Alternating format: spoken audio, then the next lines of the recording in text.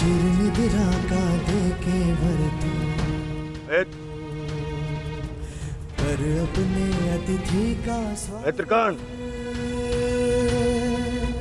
कर अपने अतिथि का स्वागत।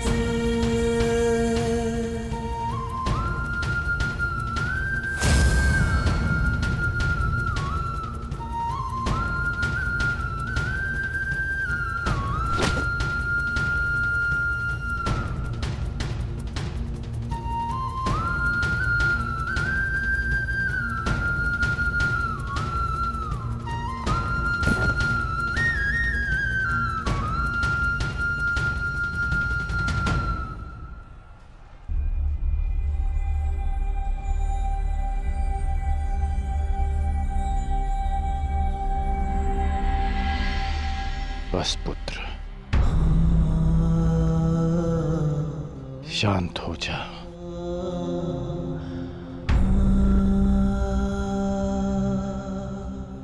विश्व के सर्वश्रेष्ठ योद्धा की पदवी ना मुझे मिलेगी और ना ही अर्जुन को। वो सम्मान तुमने हमसे छीन लिया पुत्र। आज महाभारत हार गई, परंतु तुम जीत गए महावीर, तुम जीत गए।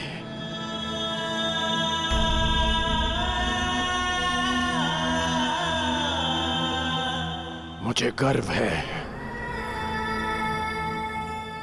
कि मुझे तुम जैसे शूरवीर योद्धा के साथ द्वंद्व करने का अवसर मिला। समय आ गया है।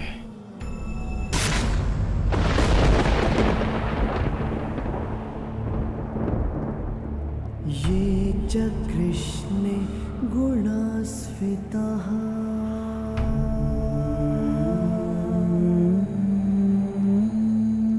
पांडवेषु च ये गुणाः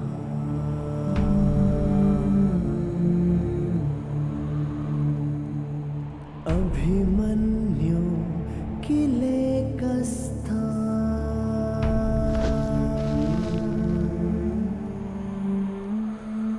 दृश्यन्ते गुणसञ्चयः।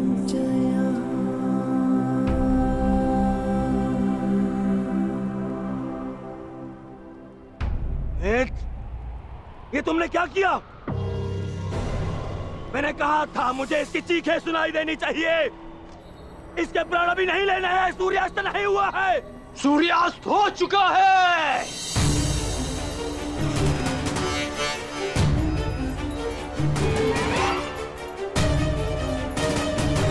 इस कुरुक्षेत्र में धर्म और नीति का सूर्यास्त हो गया है। इस सूर्यास्त के पश्चात आकाश का रंग काला नहीं, रक्त सा लाल होगा।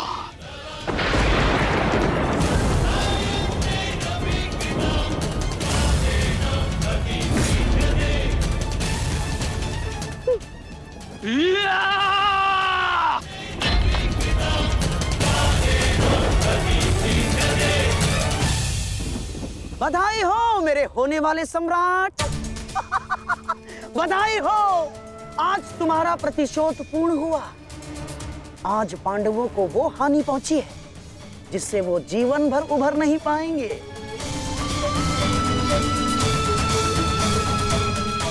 मामा श्री, इन पांडवों के मुख पर मुझे प्रतिदिन यही भाव चाहिए।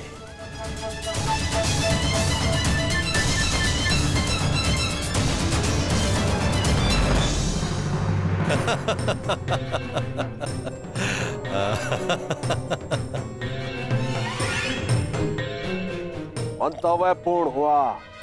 अब शीघ्रता से गंतव्य की तरफ चलो। चलो।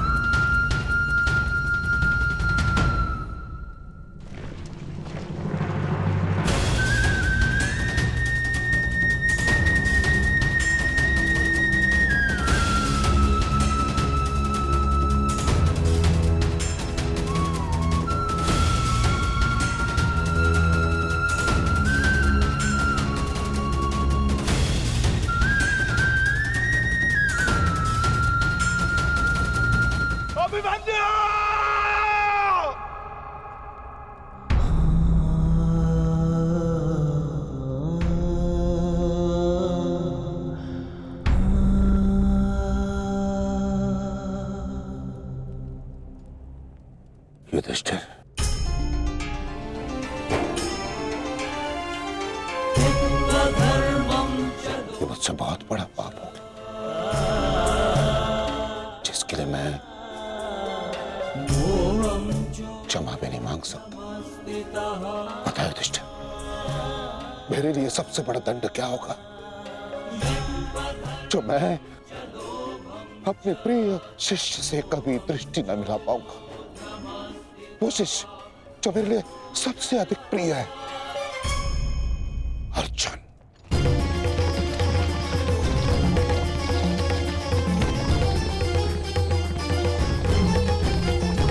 गति बढ़ाइए माता। गति कितनी भी बढ़ा लीजिए काकाश्री, कोई लाभ नहीं, क्योंकि कोई भी रथ समय में उल्टा नहीं जा सकता। वासुदेव, अब तक मैं सब कुछ देख रहा था, परंतु अब रहा नहीं गया। प्रभु, मेरे मन में कुछ संदेह है। मेरी मृत्यु धर्म स्थापना के लिए आवश्यक थी, परंतु क्या उस वीर का अंत भी आवश्यक था? क्या आप उसे टाल नहीं सकते थे? ईश्वर भी समय से परे कहां है बारबरीक? परंतु ईश्वर स्वयं समय भी है ना? किंतु ये समय ना प्रश्न करने का है और ना ही अवसर उत्तर देने का।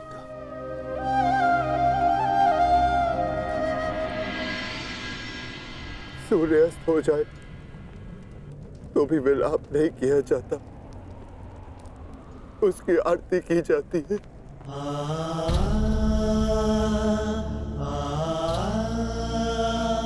आज आपके प्रिय शिष्य के पुत्र ने आपके द्वारा दी गई शिक्षा को सार्थक कर दिया, जो आपने अर्जुन को दी, और अर्जुन ने अभिमन्यु को। आज हम सबके मन भरे हुए हैं, परंतु कांधे ऊंचे, और अब हम में से कोई नहीं रोएगा।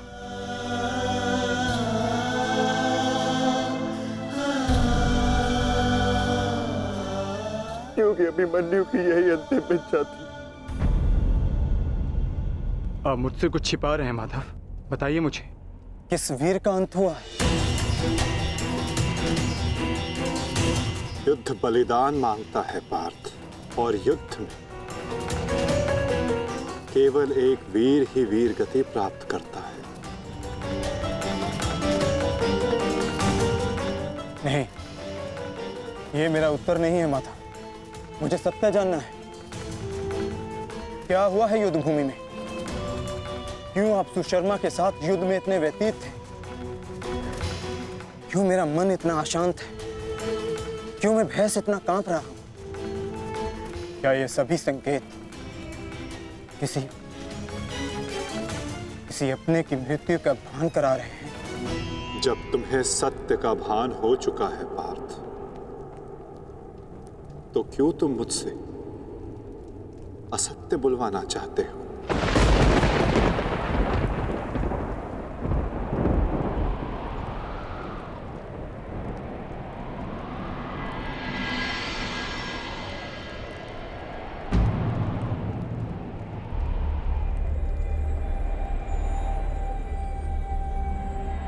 अभिमन्यु?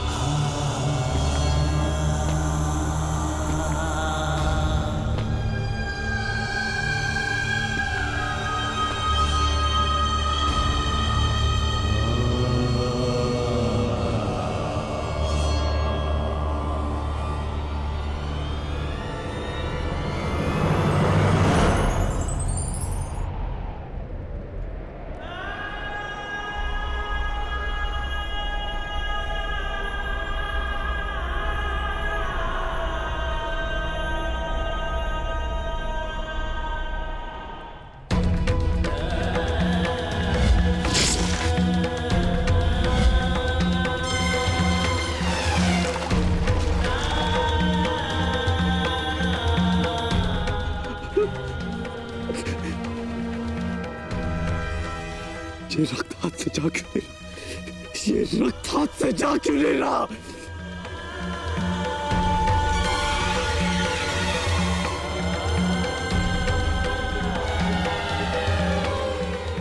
ये रक्त मेरे हाथ से नहीं जाता।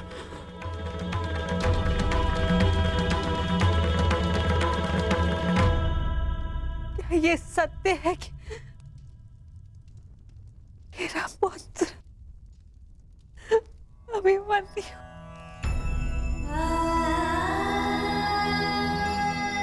कर्ण, क्या ये सत्य है? आज अभिमन्यु की मृत्यु नहीं हुई है, आज धर्म और करुणा की मृत्यु हुई है। नीति और चेतना ने मौन साधा है। आज इतिहास से ना अभिमन्यु की शौर्य गाथा कभी लुप्त होगी और ना ही कौरवों के माथे से इस पाप का कलंक जाएगा। अभिमन्यु का मृत्यु बाण हम सबके चरित्र को छलनी कर चुका है।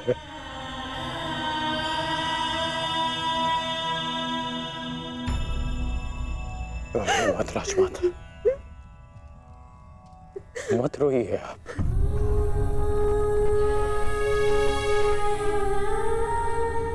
आपके अभिमन्यु के अंतिम समय में उसके मुख पर विजय की मुस्कान थी।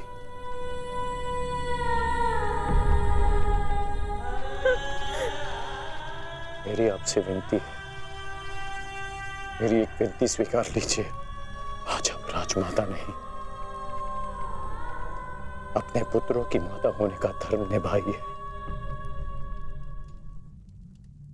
आपके पुत्रों को आपकी आवश्यकता है।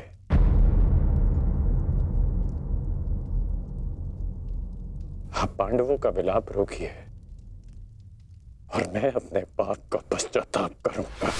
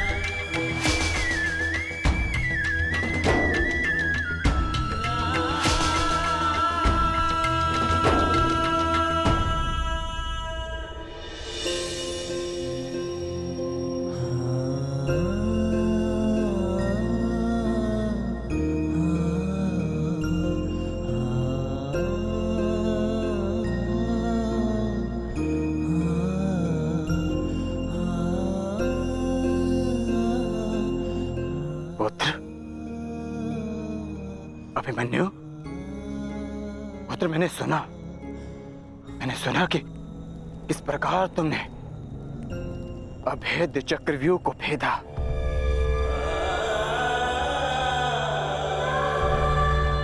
मैंने सुना कि इस प्रकार तुमने दुर्योधन के अहंकार को भेदा।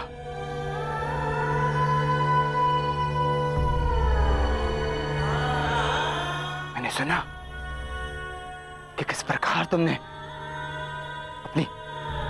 अपनी माता के अपमान का प्रतिकार किया।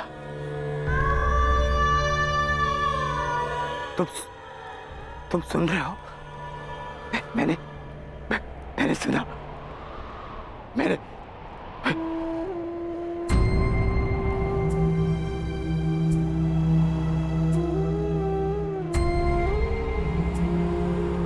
चक्रव्यूह को भेदने की कथा पूरी क्यों नहीं सुनाई?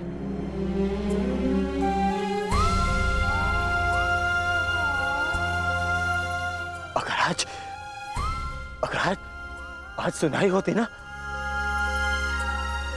तो मेरा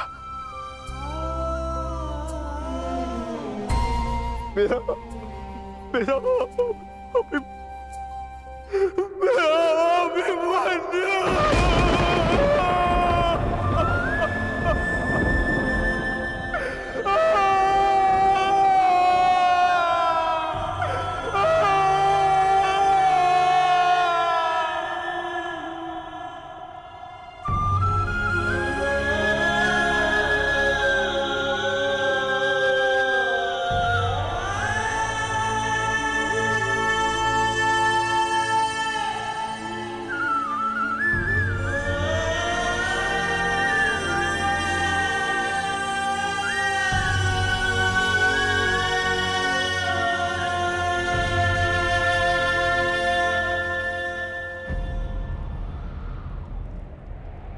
जब एक रोता हुआ पुत्र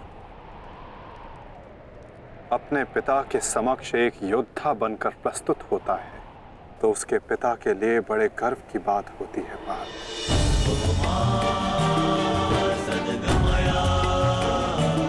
और जब एक योद्धा पिता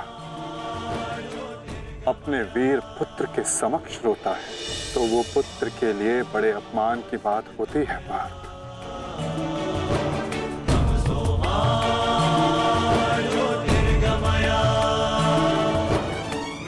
और मेरे भांजे अभिमन्यु का अपमान मत करो पार्थ। आज अभिमन्यु जो बन गया है वो कोई योद्धा नहीं बन पाता।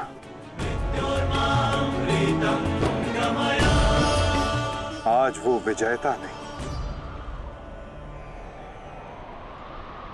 एक महान, एक वीर, शूरवीर योद्धा बना है। इतना विलंब क्यों किया तुमने आने में?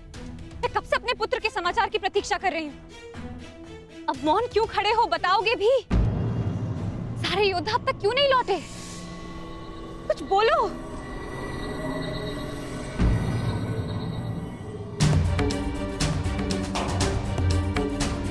माताश्री,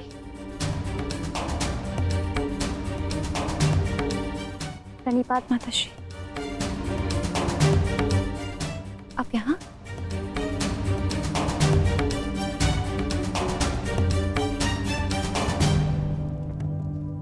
देखिए माता, सारे योद्धा लौट आए और आर्य भी लौट आए।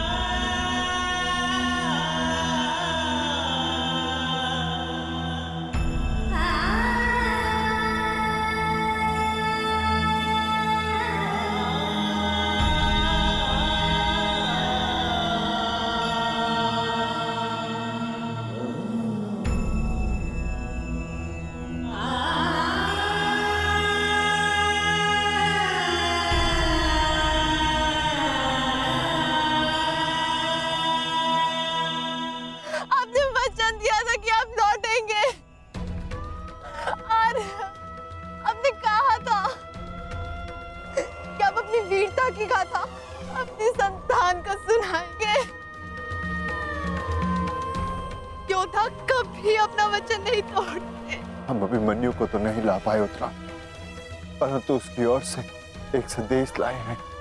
उत्तरा से कहना कि उसके पास मेरी संतान को सुनाने के लिए एक महान कथा है।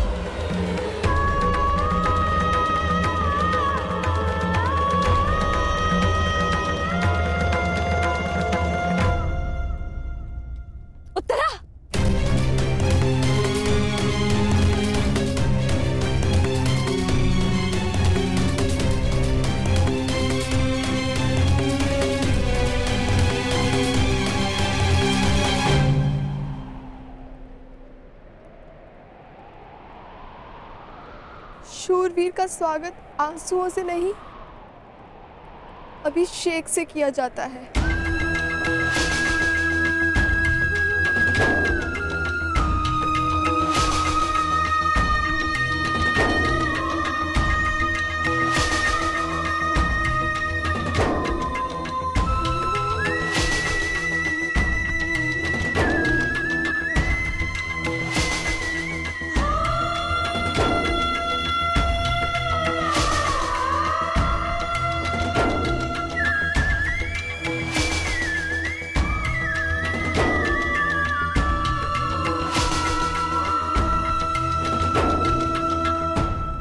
यात्रा पे जा रहे हैं आर्य। यात्रा सुखद हो।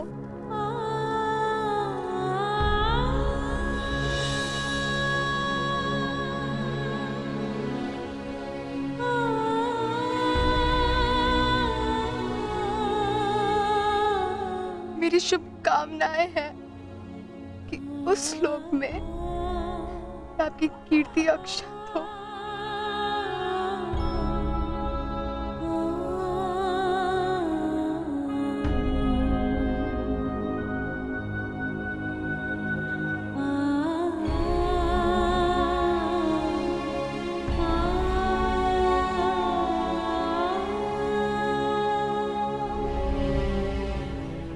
इंद्र स्वयं आपकी आरती उतारे।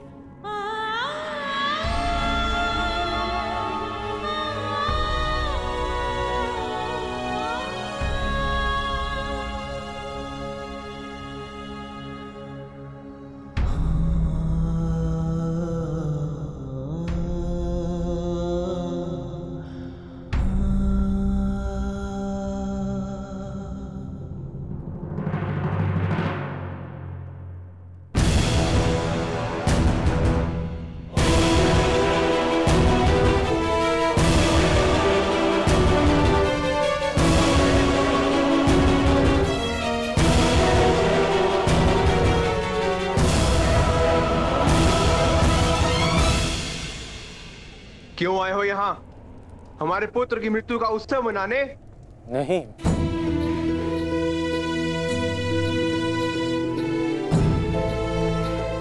मैं एक वीर की वीर गति को श्रद्धांजलि देने आया हूँ। एक पाप का पश्चाताप करने आया हूँ। पश्चाताप नहीं, प्रतिघात होगा। कौरवों ने नियम भंग करके सीमा तोड़ी है और अब मैं इस महायुद्ध में बनाए हुए सारे नियम त्यागता हूं।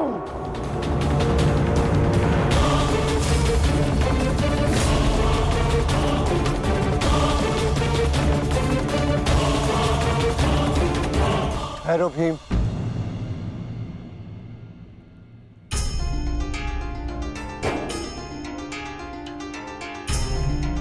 ये मत भूलो कि हम पांडव हैं, कौरव नहीं।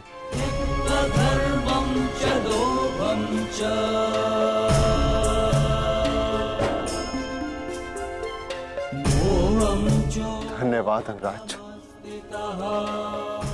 कि आपने हमारे पुत्र को पीड़ा से मुक्त किया, परंतु अब हमें सहानुभूति की आवश्यकता नहीं। मैं यहाँ सहानुभूति देने नहीं आया हूँ, मैं यहाँ एक महान पुण्य की अनुभूति लेने आया हूँ। अभिमन्यु जैसे शूरवीर की अर्थी को कांधा देने आया हूँ।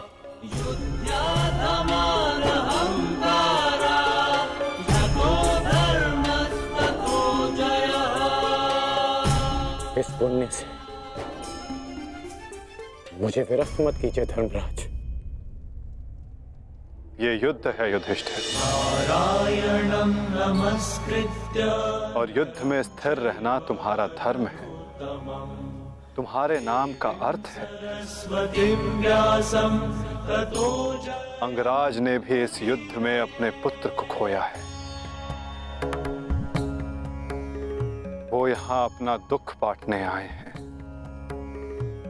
अपनी पीड़ा काटने आए हैं। अंगराज को आने दो युधिष्ठिर। सरस्वतीं व्यासं ततो जयमुदीरये।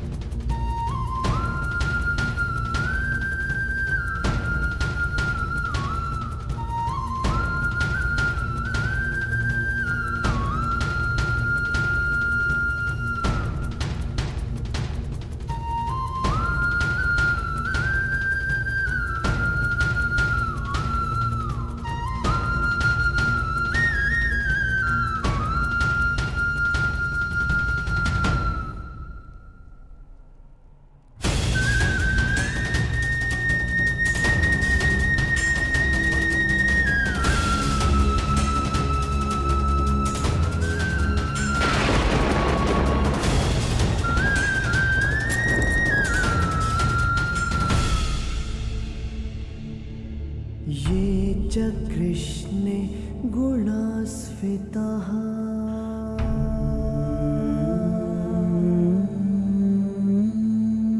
पाण्डवेषु च ये गुणाः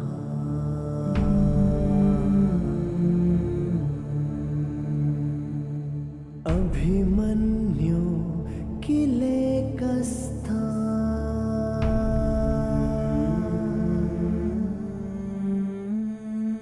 दृश्यन्ते गुणसञ्चयः।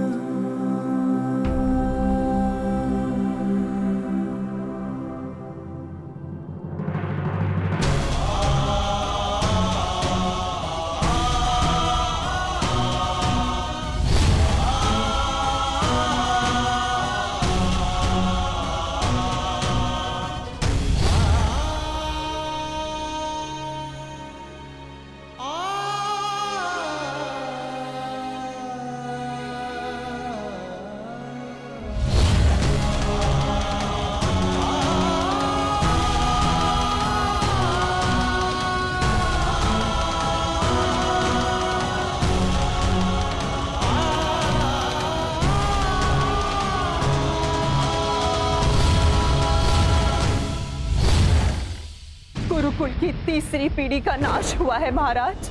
ये ठीक नहीं किया दुर्योधन ने।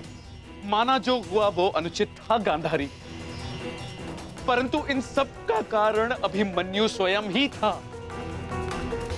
यदि वो दुर्योधन का अपमान ना करता तो आज ऐसा कदाचित ना होता। नहीं स्वामी, मेरी आंखों पर पट्टी बंधी हुई है, परंतु हस्तिनापुर का जलता हुआ भविष्य मैं स्पष्ट देख सकती हूँ।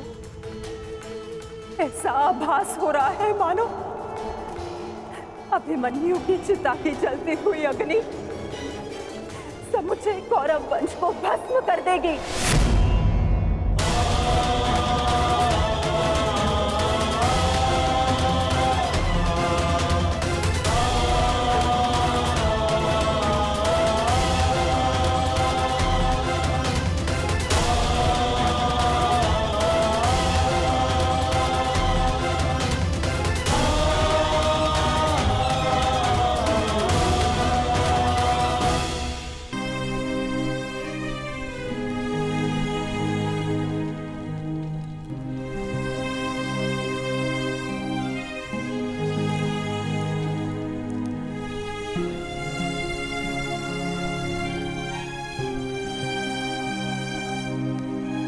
पार्थ, अंतिम विधि आरंभ करो।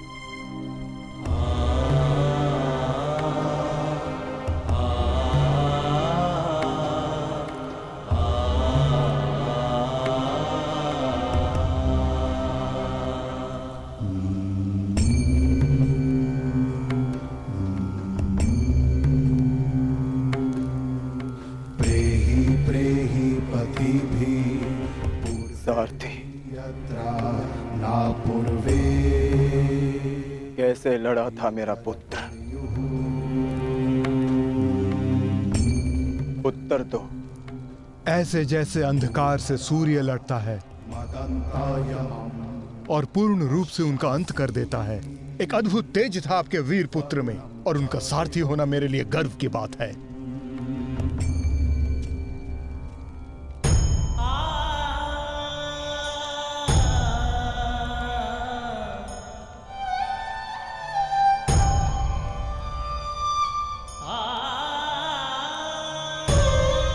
जब 6 योद्धाओं ने अभिमन्यु पर आक्रमण किया तो उसने क्या कहा था भ्राताश्री?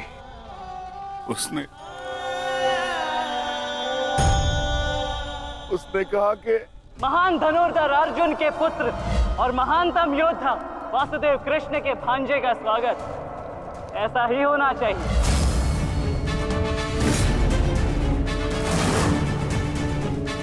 जब आपने उसे भीतर जाने से रोका था ज्येष्ठ,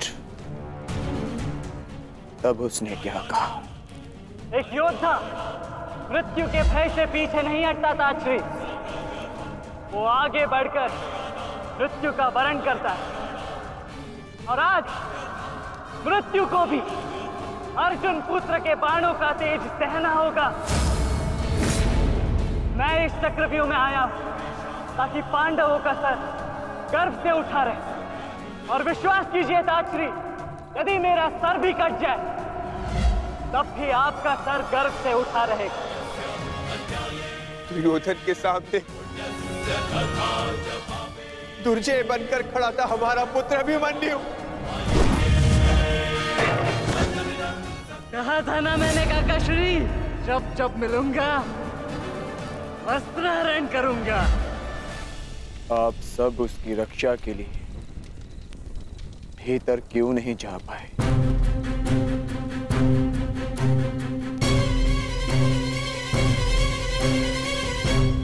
जयद्रथ के कारण, क्योंकि उसे वरदान था कि वो आज नहीं मरेगा। उसने हम में से किसी को अंदर भीतर नहीं जाने दिया। यही कारण अभिमन्यु की मृत्यु का।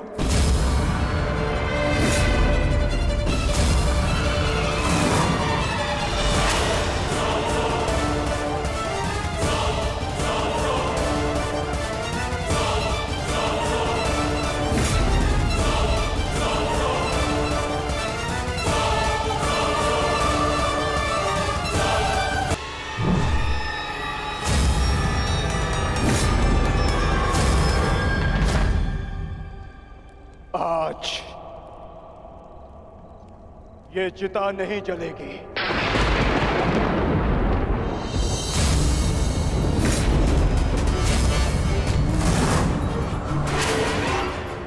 बल्कि कल 2 चिताएं जलेंगी। मैं कौंते अर्जुन अपने अभिमन्यु के अंश की सौगंध लेता हूं कि कल सूर्यास्त होने से पूर्व मैं जयद्रथ का वध करूंगा।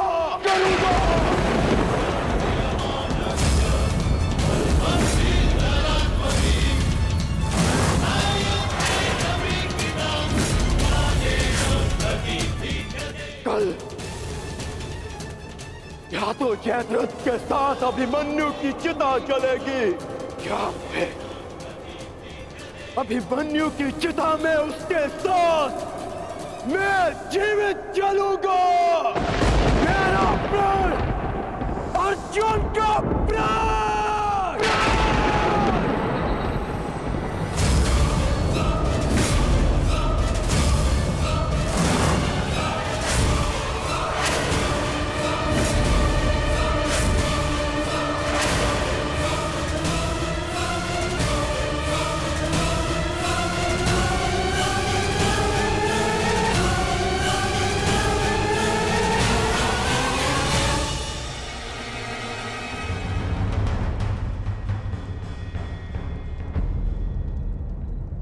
युद्ध की रणनीति किसी को बताई नहीं जाती अंगराज,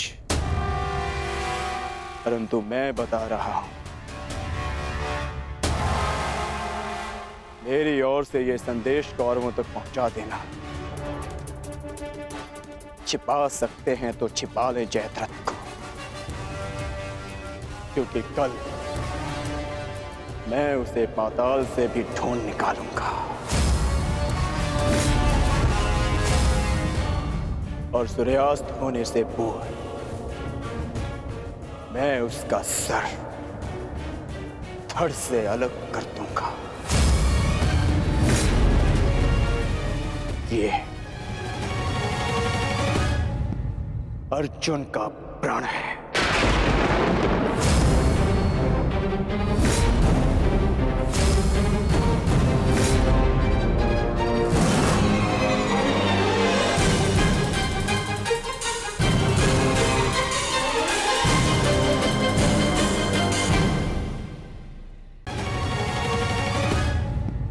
अर्जुन का प्रण है।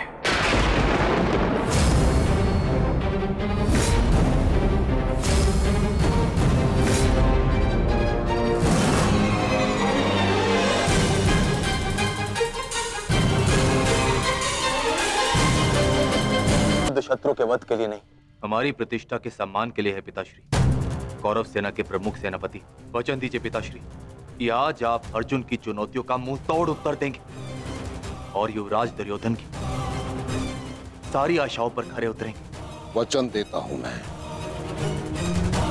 कि मैं संपूर्ण रूप से प्रयत्न करूंगा, परंतु स्मरण रहे, आज के युद्ध में अर्जुन केवल एक महारथी, एक योद्धा बनकर नहीं उतरने वाला है। उसके हृदय में अपने पुत्र की हत्या का प्रतिशोध होगा।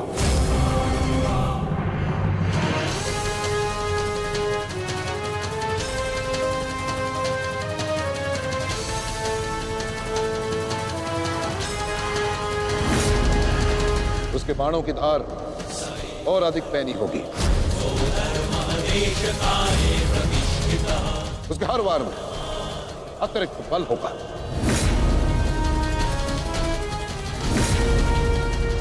युद्ध का आज का दिन निर्णायक होगा।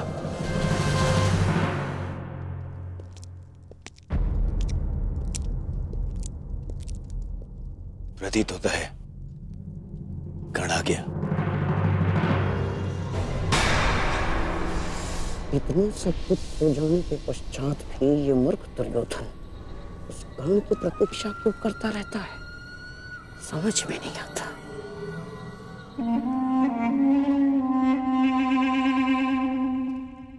युवराज दुर्योधन, आप व्यर्थ ही प्रतीक्षा कर रहे हैं। कर नहीं आएगा। हमें रणनीति पर ध्यान देना चाहिए। आज के युद्ध में हमें एक व्यू की नहीं, अनेक व्यू की आवश्यकता पड़ेगी। अर्जुन को सर्वप्रथम सामना करना पड़ेगा शक्त व्यू का।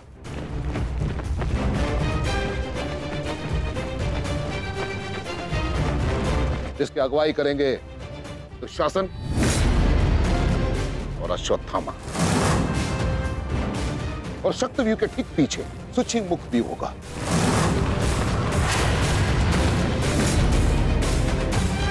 जो सुई के नोक के भांति शत्रु पर तीखा प्रहार करेगा। जिसकी सुरक्षा के लिए मैं स्वयं उपस्थित रहूंगा। और फिर आएगा कमल मुख व्यू,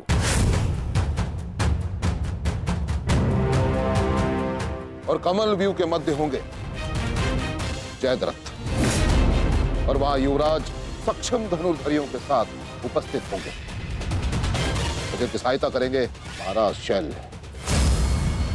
युद्ध का 14वां दिन।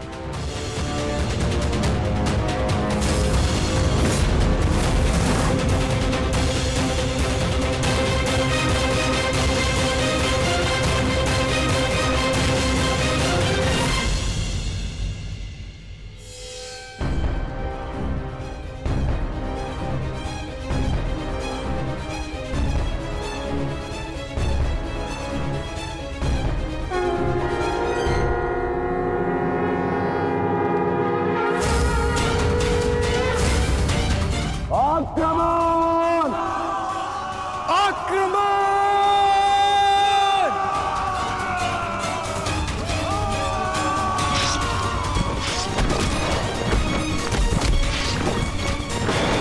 प्रतीत होता है कि आचार्य द्रोण ने एक जटिल व्यू की रचना की है और अवश्य ही जयद्रथ को इस व्यू की सबसे अंतिम रेखा में रखा गया होगा ताकि हमारे पहुंचने से पहले ही सूर्यास्त हो जाए। आज मुझे जयद्रथ तक पहुंचने से कोई नहीं रोक सकता। चलिए माता।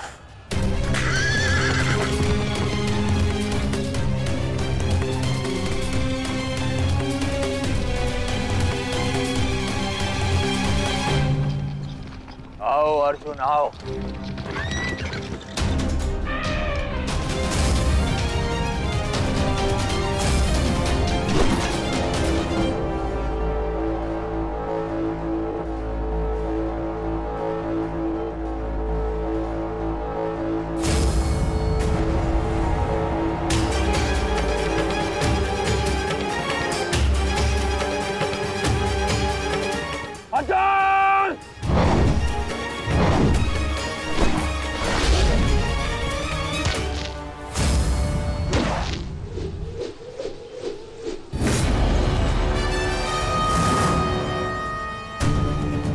आज अर्जुन के मार्ग में आने की भूल मत करना अश्वत्थामा, क्योंकि आज हम युद्ध के लिए नहीं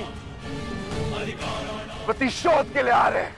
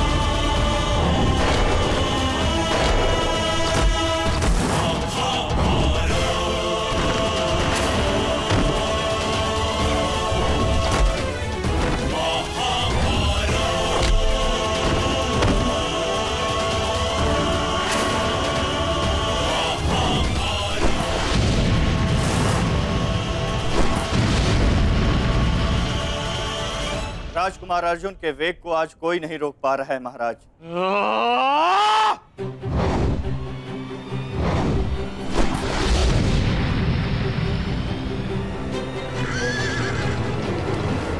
सतर्क रहो पार्थ, सूची मुख के भीतर हम प्रवेश करने वाले हैं।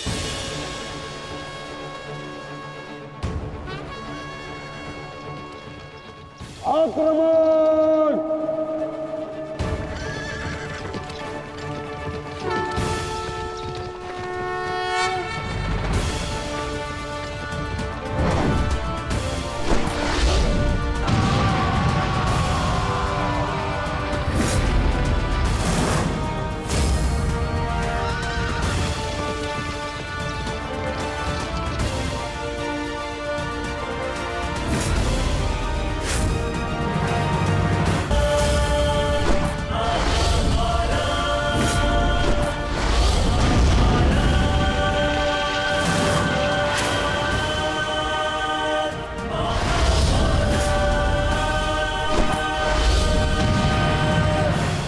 आपका आशीर्वाद मुझे मिल चुका है गुरु द्रोण।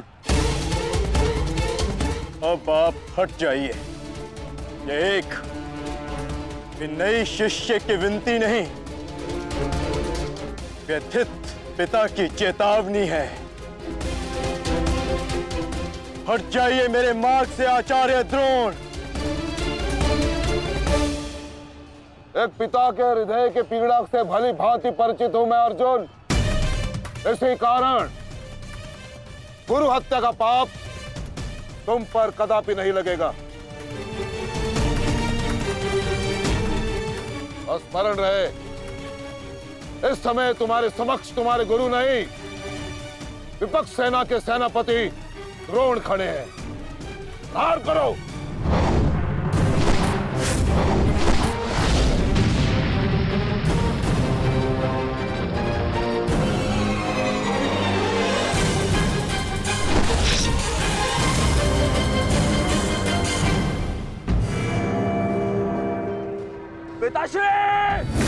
पिताश्री दृष्टि जो मेरी तरफ बढ़ रहा है। चिंता मत करो, आ रहा हूं मैं।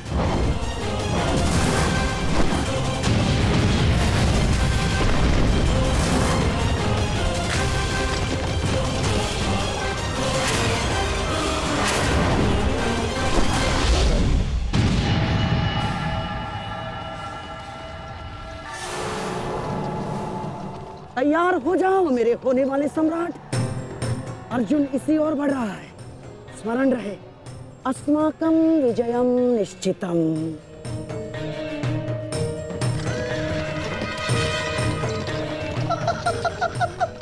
आ जाओ अर्जुन, मैं तुम्हारी ही प्रतीक्षा कर रहा हूँ। तुम आज अपनी मृत्यु के समीप आ रहे हो। हे ईश्वर, आचार्य द्रोण भी अर्जुन को रोक नहीं पाए। बाधाएं अभी समाप्त नहीं हुई हैं महाराज। राजकुमार अर्जुन के समक्ष महाराज शल्य खड़े हैं। क्या युद्ध आरंभ हुआ?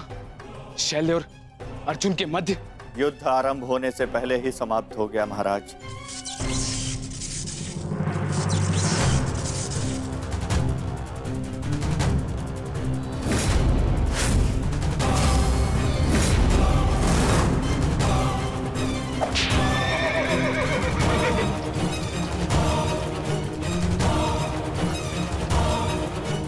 सूर्यास्त होने में अभी बहुत समय शेष है दुर्योधन, और मैं तुम्हारे समक्ष खड़ा हूं।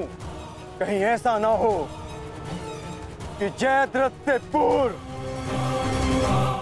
मुझे तुम्हें मारकर अपने जेश की प्रतिज्ञा भंग करनी पड़े।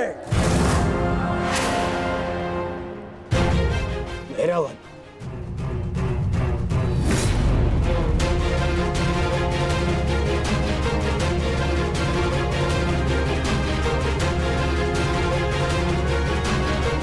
नहीं अर्जुन, आज भीम की नहीं, तुम्हारी प्रतिज्ञा भंग होगी। क्योंकि जयद्रथ तक पहुंचने से पूर्व तुम्हें मुझे परास्त करना होगा, और मुझे परास्त करना तुम्हारे लिए संभव नहीं।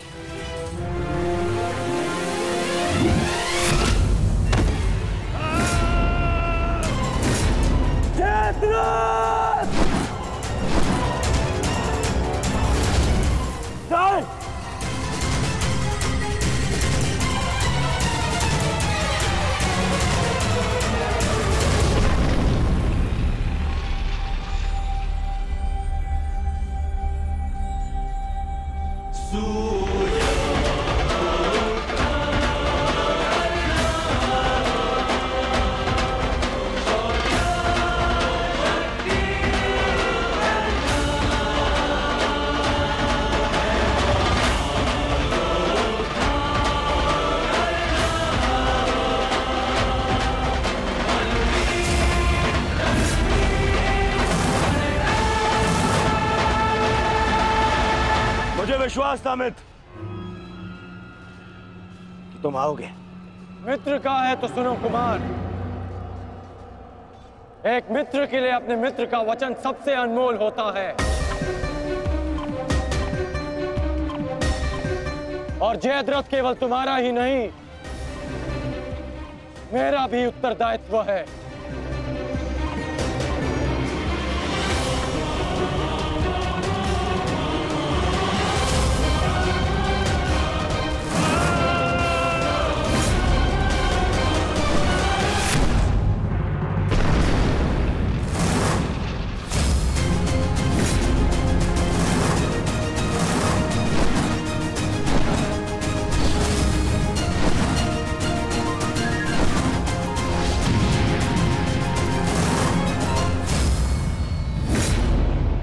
क्या हुआ संजय? राजकुमार अर्जुन और अंगराज आमने सामने हैं। एक की आंखों में अग्नि तो दूसरे के मुख पर आवाहन है महाराज। आशा है ये कर्ण नामक कवच आज संध्या तक अवैध रहेगा। कल जिसे श्रद्धांजलि देने आए थे अंगराज, आज उसी के हत्यारे का कवच बन बैठे हो।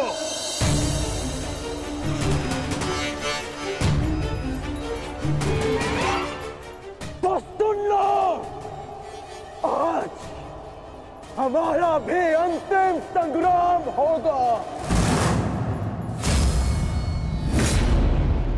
चक्रवात सौम्यास्त्र।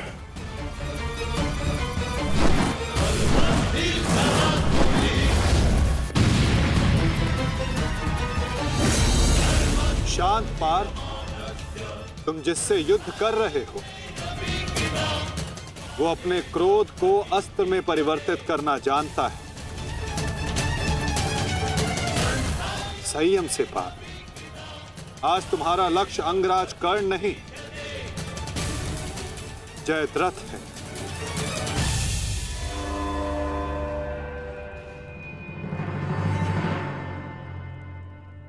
अंगराज युद्ध भूमि में प्रवेश कर चुके हैं और जयद्रथ की रक्षा के लिए महारथी अर्जुन के समक्ष खड़े हैं। महारानी, महारथी अर्जुन के वेग को अंगराज ने रोक दिया है। उनके युद्ध में प्रवेश से कौरवों का मनोबल बढ़ गया है।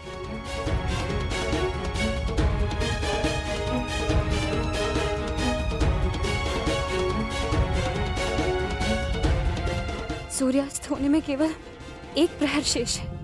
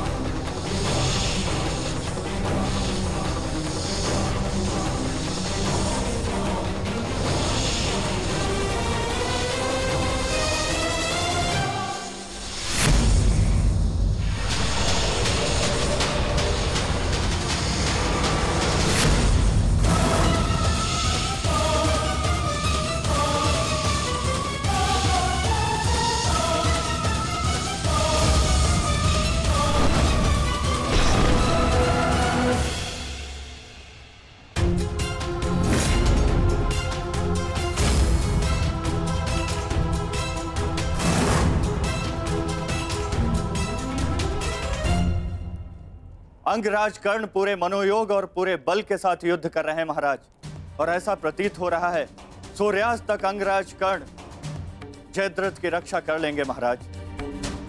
अर्थात आज दोहरी शुभ सूचना मिलेगी गांधारी। जयद्रथ के प्राण भी बचेंगे और आज अर्जुन के जीवन का अंतिम दिन होगा।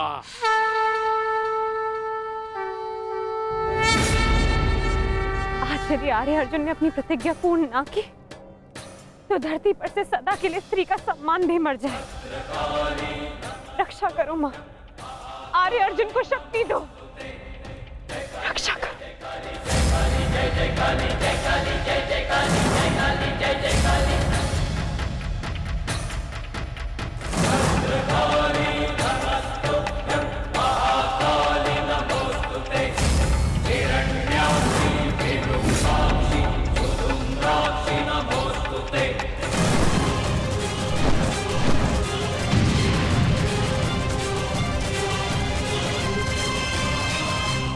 पार्थ, सूर्यास्त होने को है। स्मरण रहे पार्थ, यदि जयद्रथ का वध सूर्यास्त से पूर्व नहीं हुआ तो आज सूर्यास्त के साथ धर्म स्थापना के संकल्प के सूर्य का भी अस्त हो जाएगा।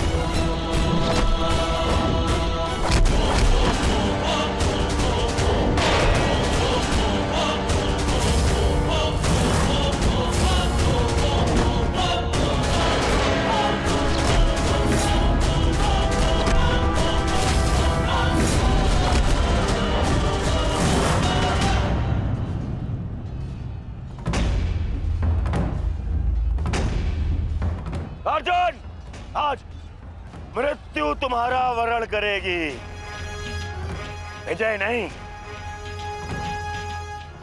क्योंकि आज तुम्हारे सर पे राहु बैठा है। राहु!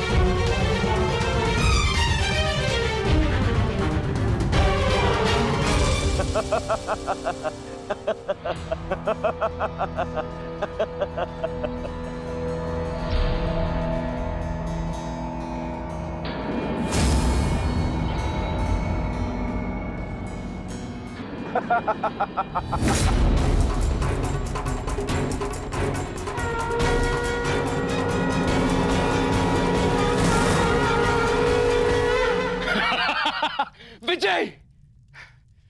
विजय हमारी हुई गांधारी।